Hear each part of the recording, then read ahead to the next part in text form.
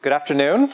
Thank you all for coming. It is my incredible pleasure to welcome Hiroshi Mikitani to Google yet again. He's been here on numerous occasions, usually to negotiate as hard as he possibly can against me. But this time, actually, we're going to talk about his book.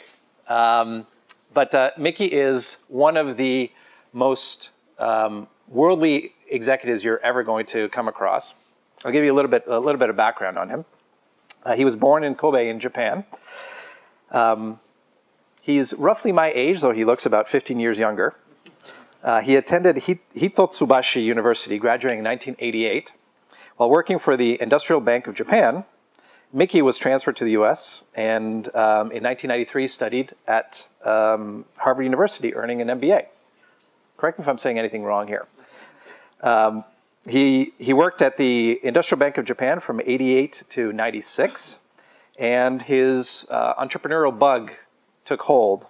And it was in 1997 that he decided to leave what was going to be a very illustrious career at the IBJ and founded Rakuten, which is now the third largest e-commerce marketplace in the world, with operations in over 12 countries across Europe, the Americas, and in Asia. He's been president since its founding, and in 2001 became chairman. He's also the head of the e-commerce and banking business units, head of the development unit.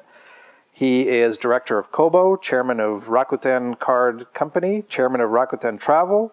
He has acquisitions throughout the globe, including here in the United States, Buy.com, Kobo in Canada, Price Minister in France, and recent investments in Pinterest.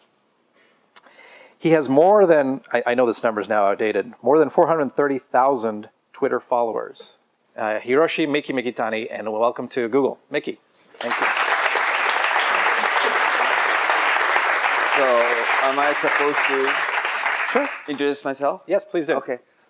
So, thank you for a great introduction, Daniel. He has been my friend for a long time. The first time I acknowledged him was at the business conference in Singapore. And I was on the stage at as a panel, and so I basically described as Google as my future potential competitor. And he suddenly raised a hand, and he said he's very disappointed that I said Google can become our competitor, but I think the internet is evolving so rapidly, and the dynamics is so strong. As Daniel introduced, I founded Rakuten in 1997, and with 5 other younger partners. The difference between most of the American startups, internet ventures, and Rakuten is we started from our own capital of 200,000 USD, never raised any money from VC. So if you're interested in starting your company without raising money from VC, please email me. And went public in April of year 2000. So we were the very last company to catch the first internet bubble to go public. And the initial capitalization of the market cap was about 3.7 billion USD. We raised about $500 million, and immediately it was almost crashed. So we went, public right after the first internet bubble crash. But we managed to go public and raise $500 million, and then our market cap went down to 5 million, and it's now back to 13 or 14. It depends on the current exchange rate. It's changing so fast these days.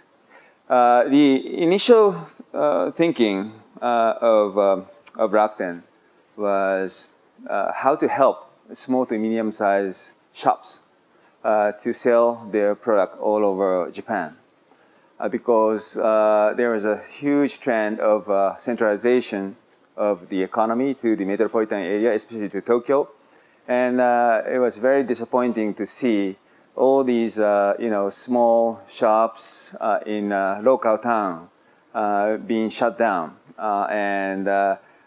We came up with the idea of empowering small merchants with the sort of what we call remote ordering tool of internet shop and create the basically marketplace without really deep knowledge about the technology. And we opened a store on our mall in May of 1997. And the first month, our GMV, gross transaction, was about 3,000 USD, out of which I was buying 2,000. So it was just $1,000 of transaction. Now in Japan, we do about how much? About 16 to 17 billion US dollars of transaction. We have about 40,000 unique shops selling over 150 million SKUs.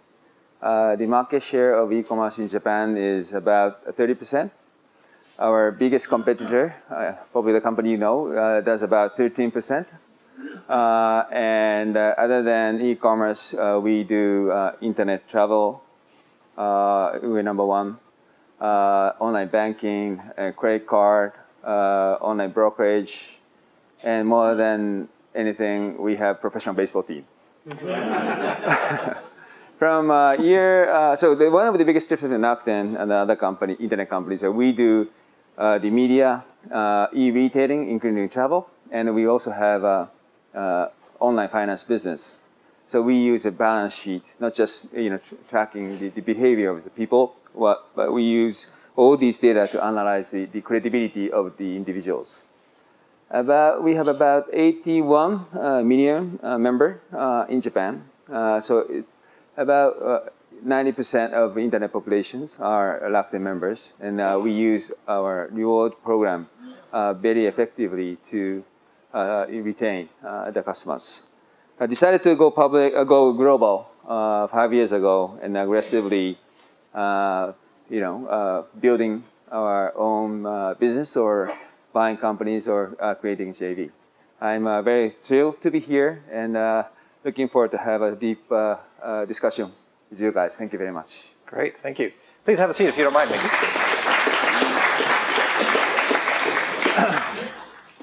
So I'll ask a few questions, and then if anybody has any questions, please do interrupt, or if you have any follow-ons to the first question.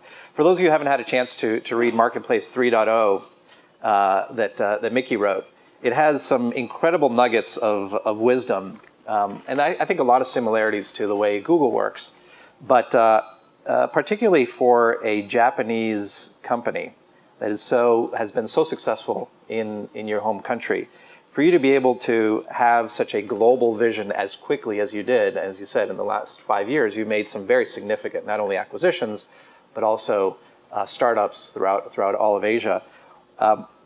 What really got you to think outside of Japanese borders? You're doing very well in Japan. Why not stop there?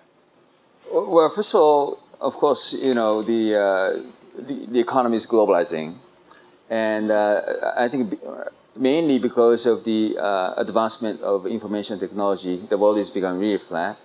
And Japan used to have like 15% of entire consumer market in the world. Now it's down to single digit, close to 6 or 7%. And I'm sure that regardless of how well we do, the relative share of the Japanese consumer market will go down to somewhere between 3 to 5%. So more than 95% of the market will be outside of Japan within 10 to 20 years. That means since I still own a large portion of my company, I better globalize my company. That's one. Two, becoming global will give us more global perspective about where e-commerce is going. And I'm a strong believer of the diversity, and because there is so many different views and business models all over the world, and to compete against them and to be exposed to them will give us higher perspective of where we should go. Well, I was talking to Kareem, who runs Asia Pacific at Google, just before you walked in, and we were talking about one of the most difficult tasks that we have in Japan is to find a Japanese executive who speaks English well, and who can actually do well within the Japanese business environment. And you took on something a couple of years ago that was radical, and maybe some people would find somewhat offensive to the Japanese culture, which is to Englishize your office. Yes. That everybody switched from being able to speak Japanese to the very next day, every business meeting has to be held in English. What was that like? Well, it was tough. It became the case study of Harvard Business School, now being taught in the first year mandatory class of most of the major business schools globally. Because so the language is not just Japan specific issue, but I think it's a very globally shared issue. But you know, as you know, Japan is a very advanced country in terms of education, but the English level of Japanese is not that good.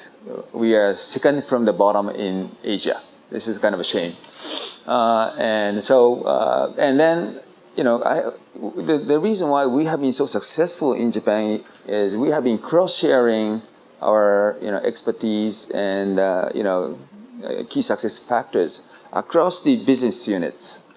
Although it looks pretty different from one business unit to different business unit, like online brokerage, online travel, or, online shopping, I think they have so much similarities. And the reason why Rakuten has been successful is we are extremely open internally. We share almost everything, every KPIs, the performance. This is very different from American company, I think. And but I was trying to do the same thing, but I couldn't globally because of the language. And the only solution I thought it may work is just speak one same language. Who was more reluctant, the French or the Japanese, to speak English? Japanese, unfortunately. Maybe Japanese are more stubborn than French.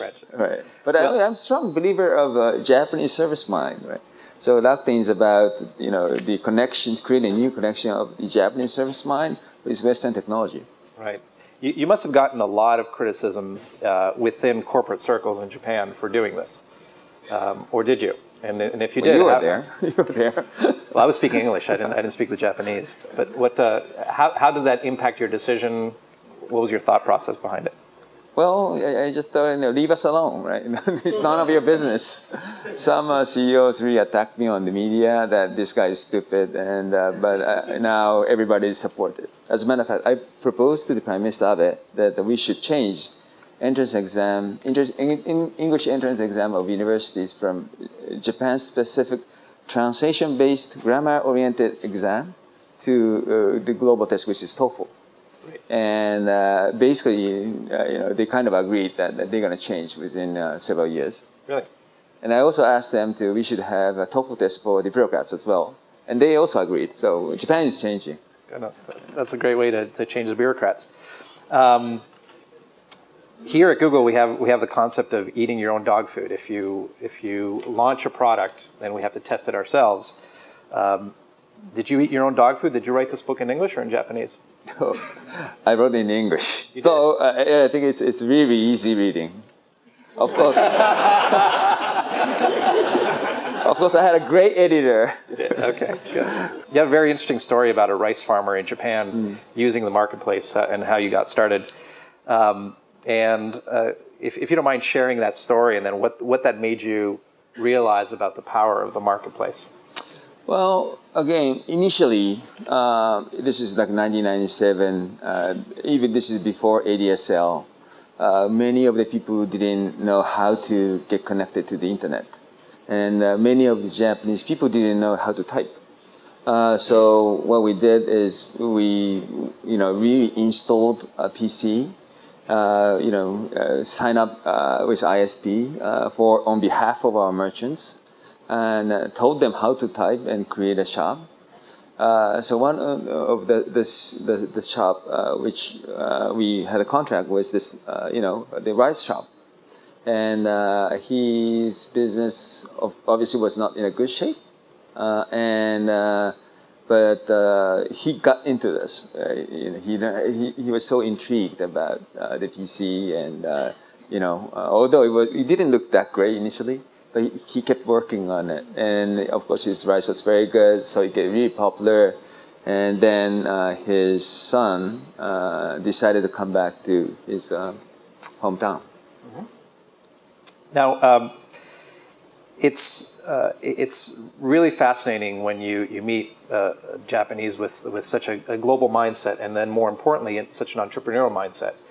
You seem like you were on a very well-written, done before but successful career at the Industrial Bank of Japan, and something in you made you turn away from corporate life and essentially start something from scratch with no venture capital funding, which is somewhat rare in Japan. To what do you attribute that virus of entrepreneurship that's inside of you? Well, I think from the beginning, Japanese was a very entrepreneurial. After World War II, the Sony, Panasonic, Toyota really took off, and they were extremely entrepreneurial. But during the hyper development period of our economy, they became really conservative and big company mindset. And IBJ, Industrial Bank of Japan, was playing a leading role in order to strategically grow certain industries such as steel, automobile, chemical, and so forth. And I really liked the job, but I was kind of feeling something is wrong, and we're kind of left behind. And I went to business school, Harvard Business School, in 1991. And before that, I didn't even thought about starting my own company, but I was, influenced by the true commitment to the entrepreneurship at Harvard Business School, and came back to Japan. Can you describe what is the Rakuten Shugi? Rakuten Shugi. Well, so it's basically Rakuten way, and it defines our the mission. So when was the year I was trying to buy TVS? It was like 6-7 years ago. Yes. So I thought we should change TV industry, and we did a hostile takeover action against the most prestigious TV station in Japan, TBS, and I got a huge backlash from the media. Media really hated me, and then they tried to really crash us. And at that time, my father gave me 5 principles that you need to stick to in order to make a big change. And it became the sort of a corporate brand, definition of the corporate brand, and it includes something like you need to have the big mission and the sense of high integrity, sense of teamwork and so forth, as well as we define some of the very basic practices we share. So I'll highlight a few of them that you talk about in the book. One, always improve and always advance. Right. Be passionately professional. Hypothesize, practice, validate. Shikimika, which is systematize. Maximize customer satisfaction, and speed, speed, speed. I'd like to touch on one of those. Always improve and always advance. There's a quote in the book that I love, which is, myself of today will triumph over myself of yesterday. Can you tell people in the audience what the Mikitani curve is? Okay. Well, so there are, especially on the internet, there are so many similar services, right? In terms of search, you had Yahoo, you had Inktomi, and you had Google. So what made the difference is really the very last, effort, and adhesive, the commitment to the details to improve,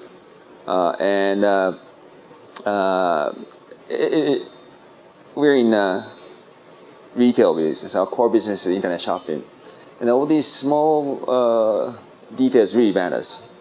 And the beauty of internet is, but you can always improve, right? Even if the first launch, beta launch, it's not perfect, but you can constantly improve. So it's really important for us to make this final 0.5% of last effort to make it as perfect as possible, and keep improving it. So the concept is do your best, then do 0.5% more. That's Mikitani curve. I never heard of that, but I like the way you think about it. But would you say that throughout all of Rakuten globally, this concept of I am constantly needing to improve myself, and what I did yesterday is not enough, and I want to improve myself today from the Daniel of yesterday. How do you turn that into a culture, into a living, operational way of doing business? That is why I felt we need to convert the internal communication language in Japan to English, because I felt there is a big cultural gap between Japan and other countries, and it was kind of difficult to really create the same kind of the culture. As you know, Japanese people are extremely hardworking, and they have an extremely high level sense of teamwork. But we couldn't really transfer those to other countries. And now I think we're in a process of gradually, basically, transferring those culture to other countries. Mm-hmm. We got Françoise here, who runs our small and medium-sized business globally. And one of the areas that we've been focused on is how to increase service for our customers, whether the largest all the way down to the smallest. What is omotenashi, and what does it mean to Rakuten? Well, omotenashi is really the Japanese hospitality. You care about Japanese people, and Japanese society has an embedded culture of high level of hospitality. So even if we're not talking about going to the very Michelin 3-star restaurants. Even if you go to the convenience store or the discount store, or you go get on the bus or get on a taxi, you feel the high level of hospitality. And I felt the internet is a tool which we can amplify those hospitality to the mass, instead of trying to standardize everything and make it just convenient and efficient. Well, as for internet shopping, of course, price and convenience and product lineup is very, very important. But I feel shopping is not just about that. It's a very important part of your life. And that's why people like to go to the small boutiques or go to the small shop to buy stuff. And I thought we can basically scale those experiences to the mass by using the internet. So that's why I think kind of omotenashi, Japanese hospitality mindset, is going to be more and more important for internet. And I just don't want to bring the convenience and efficiency to you, but I would like to create richness to your life through internet shopping. Mm-hmm.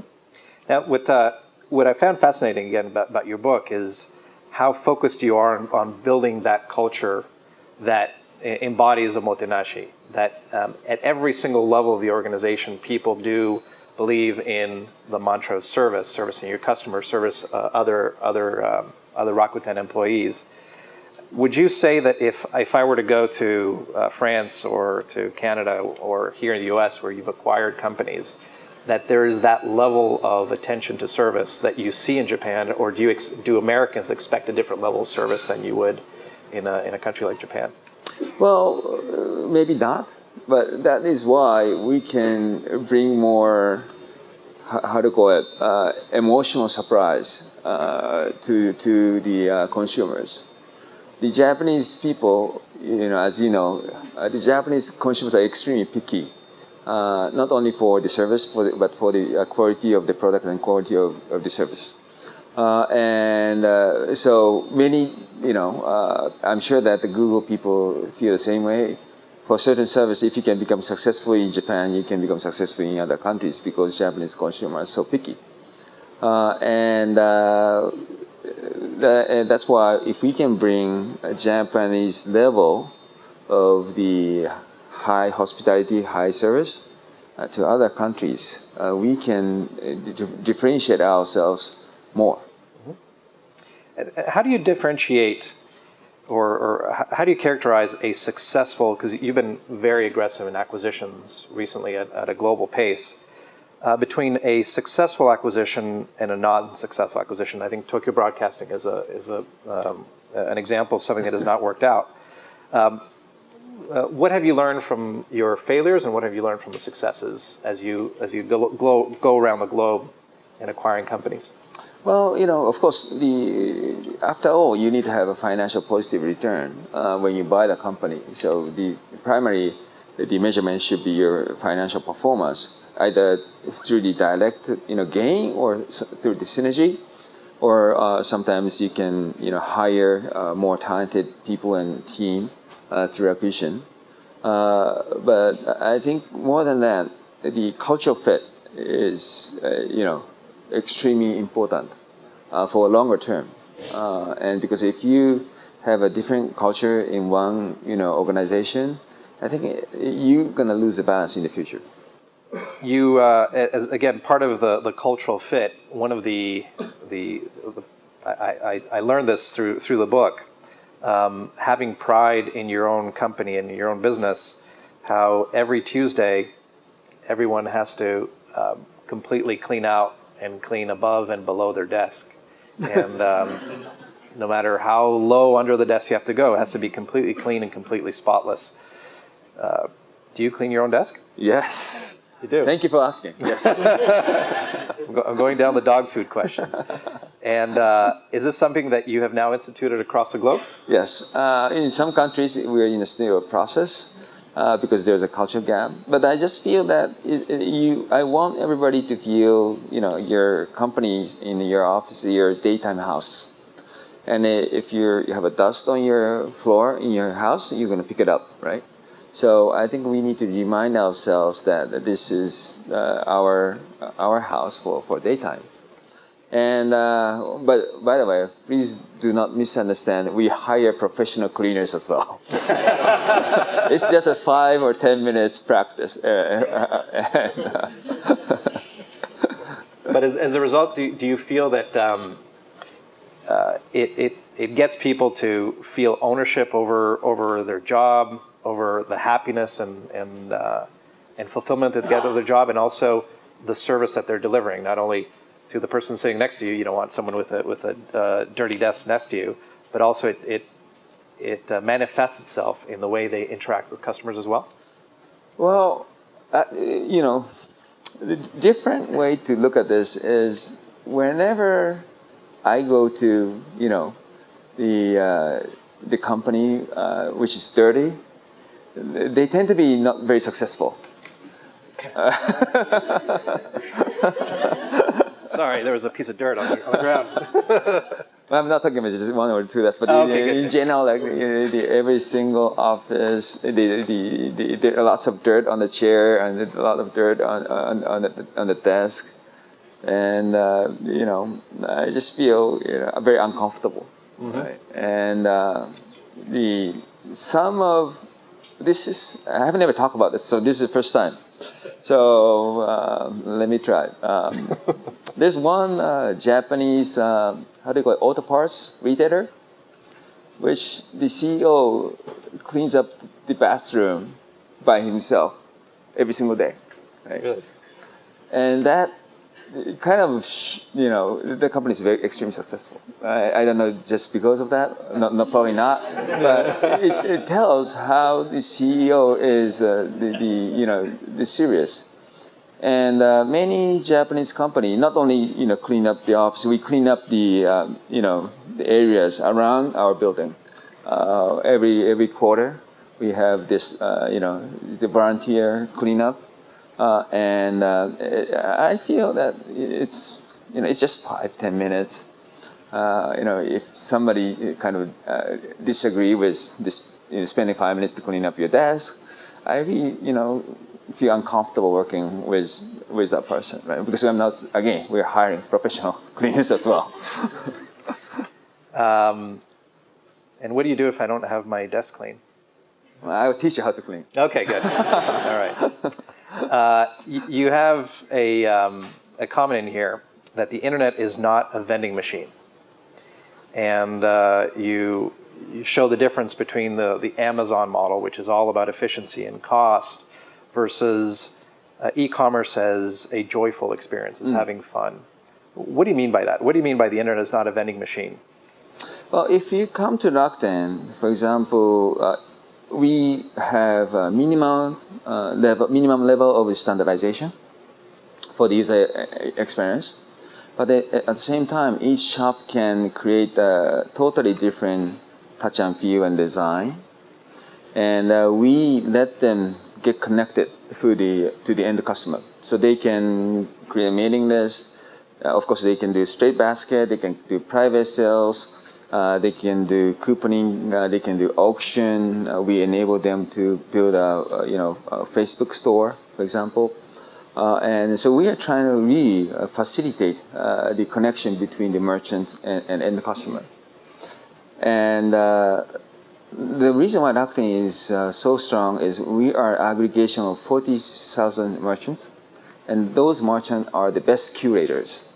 Because if you want to buy, for example, tennis racket, do you want to ask your friend who is good at tennis, or do you want to ask the staff at the pro shop?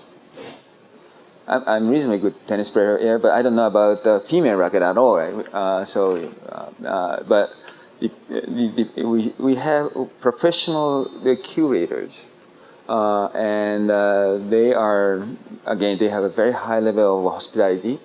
Sometimes they handwrite the letter and put it into the box, and those kind of sort of human touch to the internet shopping experience is what we feel very, very important. Mm-hmm.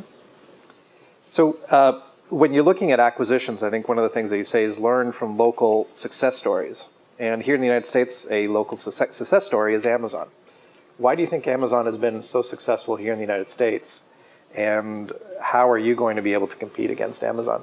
Well, first of all, I don't think there is going to be one single company dominating 100% of e-commerce. I think there will be several different models, and because it's so large, and it's too complicated to simply generalize with one single business model. And the reason they have been so successful is they're very good. They are very good at again, a very efficient user experience. The price competitive, and they're very good at logistics. But what I feel, so for internet shopping, there's 3 components which I think is critical, right? Product selection, the price, and logistics. And on top of that, we have some catalyst factors, such as the user experience, right? The sense of security, and so forth. So you need to be, the minimum requirement is you have, competitive price, competitive product lineup, and competitive logistic service. But this is going to be commodity. I know Google is working on it. Other companies are working on it. And in the future, this will become the shared commodity service, I think. So what's going to be the biggest differentiator is the user experience and the other factors, I think. Mm-hmm. So what is discovery shopping for you then? What does that mean? Discovery shopping, again, so the e-commerce community has been really focusing on the transaction process of the shopping, right? You know what you want to buy. Sometimes, of course, you have a recommendation and a search and other many things. But mostly, everybody focuses on, checkout process and delivery of the product.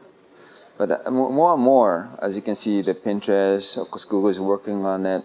But creation of the demand or the creation of the trend will become, more valuable and more important from now on, I think. I completely agree. So I'd like to open it up for questions. Are there any questions from the audience? Is there a microphone that we got moving around? Please, sorry, do you mind identifying yourself and ask your question? My name is Mo Musa, and I work with Google Enterprise. One thing I noticed while I was in Japan, there is very low tolerance for things that get started that are not excellent from the get-go. And while in the US, and especially at Google, we have a culture of launch and iterate, you just keep improving over time until it becomes excellent. But that's not really usually what gets accepted in Japan, especially in the consumer market. So how can you be competitive if you're not doing this experimentation and not getting to excellence from the get-go, because it saves you a lot of time if you just keep improving? I completely agree with you, and I would like to know the secrets of how to overcome those issues. And yes, Japanese people are extremely critical against the initial launch of the service as well. In the past, we made several failures, to be very honest, and it's kind of difficult to come back, but you need to be patient. And I think in these days, you need to be open about, all these, how do you call it, shortcomings and mistakes, and very candid about it. So some US companies says, this is better service. Why are you criticizing us so much? Kind of mentality.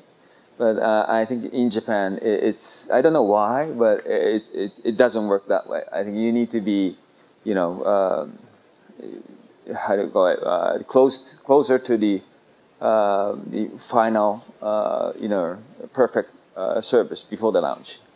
Right. I guess as a quick follow-up, in collaboration with international acquisitions and things like that, so at Google, for example, we share a document with other team members, and then we keep improving on that document.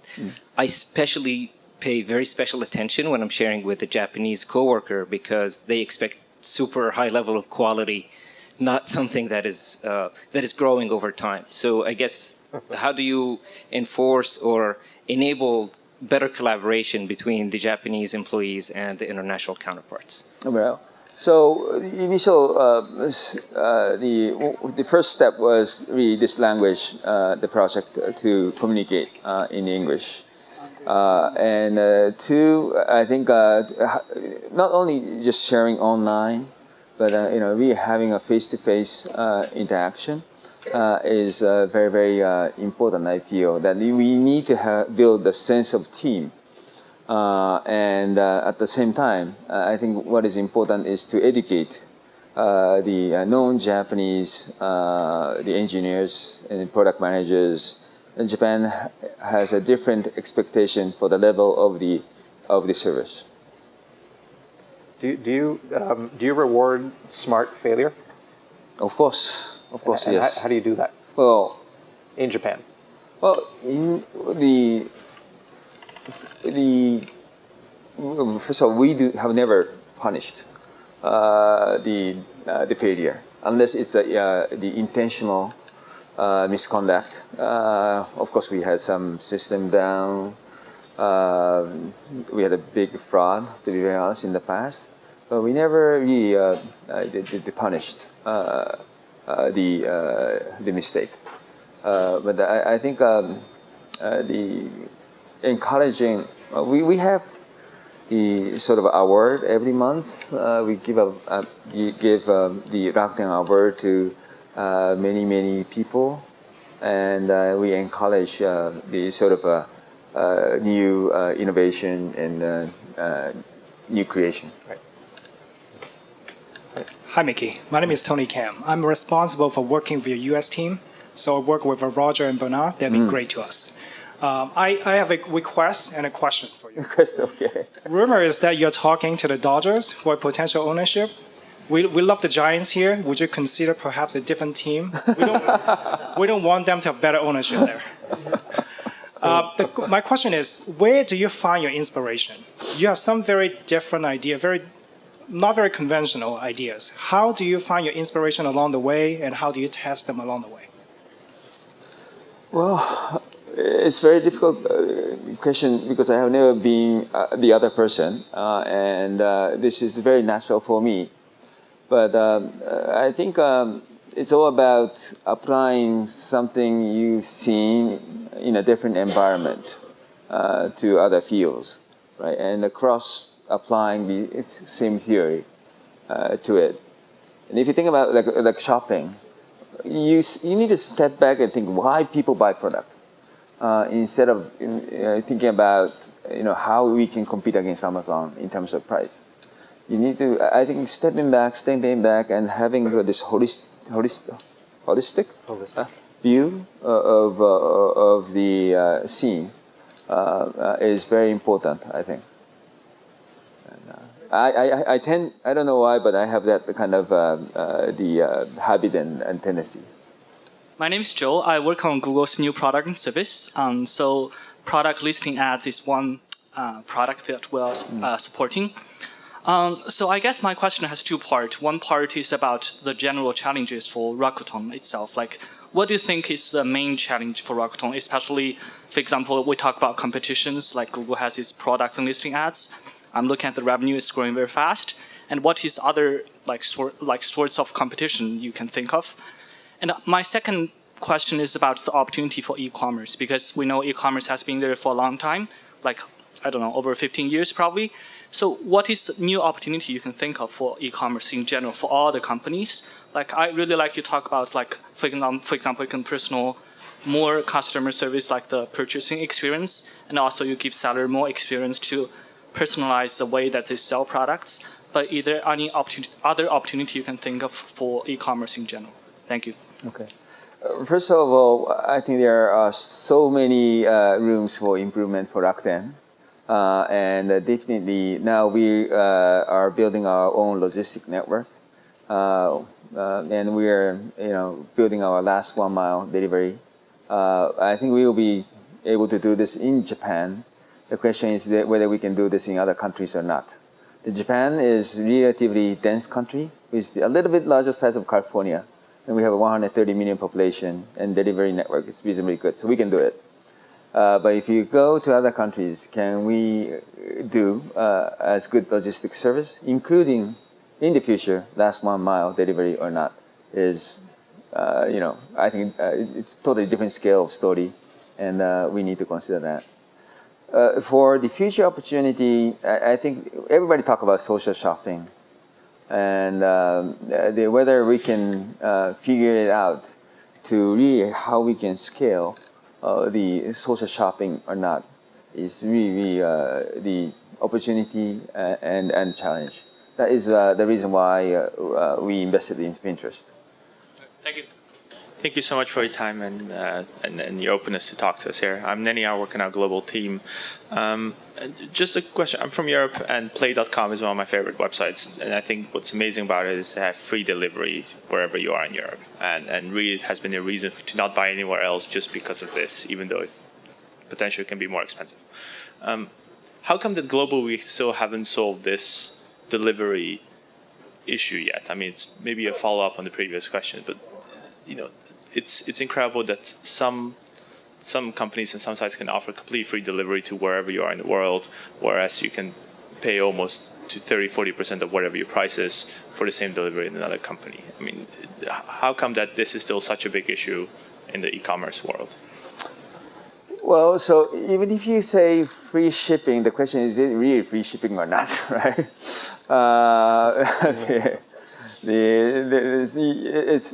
Unless you find some arbitrage opportunity by bundling or some creative way to make your cost structure more competitive than against others through the automation, for example, or something, then you can absorb the cost into your gross margin of your product. And that has not been proven yet. I think so if you just keep buying toothbrush, one toothbrush every single day, you're going to be extremely unprofitable, right? But so I think we need to find a way to make economically work for that. And I think that's very, very challenging because it's not free, as a matter of fact. For the service provider, that means it's not fundamentally free for the end customer. You are either paying the membership fee, annual membership fee like Amazon Prime, or you are basically paying higher price, fundamentally speaking, or maybe you are getting other sort of a profit source for the service provider, and that's all about, I think, arbitrage. Hi, Mickey. My name is Jerry. I work in People Ops. I'm from Indonesia, and in the last couple of years, I've seen a lot of startups in Indonesia who try to provide online shopping service in Indonesia, and there hasn't been much success. I mean, there are a couple of big ones, but a lot of the small ones are trying hard, but they haven't been very successful. How do you envision Rakuten's plan in Southeast Asia in the next 5 to 10 years? Okay. I think the Southeast Asia has opportunity to leapfrog the development of the physical retail infrastructure. Like if you go there, they leapfrog the fixed line internet and just jump onto the smartphones, right? And the same thing can happen to the retail as well, because we still, of course, there are massive development going on in Jakarta, but if you go to rural areas, it's relatively weak. So for them, probably internet retail will become their primary shopping channel, rather than building the very expensive the shopping center. And for that, my strong belief is in Southeast Asia. From 15, 10, 20 years from now, the share of e-commerce will be higher than the mature countries. So, but still the internet infrastructure, including wireless, is very weak, and also the physical infrastructure, transportation infrastructure, is relatively weak. That's a challenge, but we can call it opportunity as well. Well, Mickey, thank you very, very much for taking the time to talk to us. I know it's been a very busy book tour. Thank you. This is the last one, by the way. This is the last stop. Yes. Wonderful. Okay. So we look forward to, for all of you to read this great book. Easy reading, but actually very in-depth, and some really good nuggets of information. And I look forward to Marketplace 4.0 whenever that comes out. But I want to leave you with one parting gift for you to remember this last stop on your book tour. There you go. Little Android dog for you to take with you. There you go. Thank you very much.